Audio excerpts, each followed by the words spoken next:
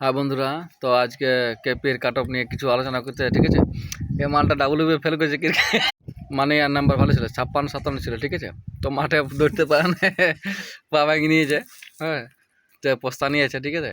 তো টেনশনে আছে একটু।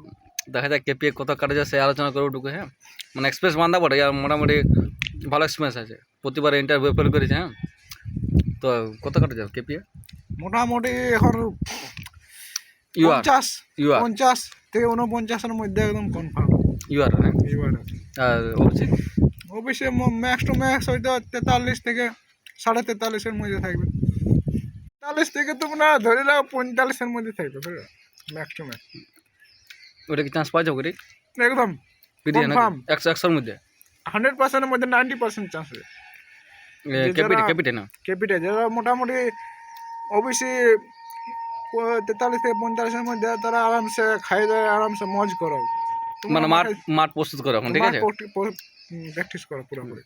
আর রেজাল্ট তোমার কত এবারে দিবা নাকি? ভোটের আগে রেজাল্ট দিবা সম্ভাবনা আছে? মোটামুটি রেজাল্ট আগেই দিবে, কিন্তু মাঠ ভোটের পরে হওয়ার সম্ভাবনা আছে। কিন্তু মনে হচ্ছে যে মাঠ তোমরা সবাই প্র্যাকটিস করো। এখন বলা যায় না, অফিসিয়াল ওয়েবসাইটে যদি জলদি দিয়ে দেয় তো হয়তো জলদির মধ্যে হয়ে যেতে পারে মাঠ। আর ভোট আছে এপ্রিল মার্চে নাকি? হ্যাঁ, মে মাসের দিকে ভোট আছে। আর নতুন ভ্যাকেন্সি ব্যাপার কিছু? নতুন ভ্যাকেন্সি বেরাবার চান্স আছে, বাট এখন সরকার যা করছে যুবশ্রী প্রকল্প নিয়ে, ভাতা লাও এখন নাকি? ভাতা এখন সবাইকে দিচ্ছে, সেই হিসাবে একটু সবাই টেনশনে আছে আমরা। বাট মনে হয় ভ্যাকেন্সি বেড়ে যাওয়ার চান্স আছে। এখন বেঙ্গল পুলিশে তো দেওয়া উচিত একটা ভ্যাকেন্সি।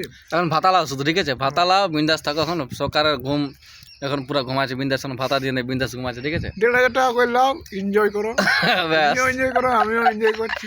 এখন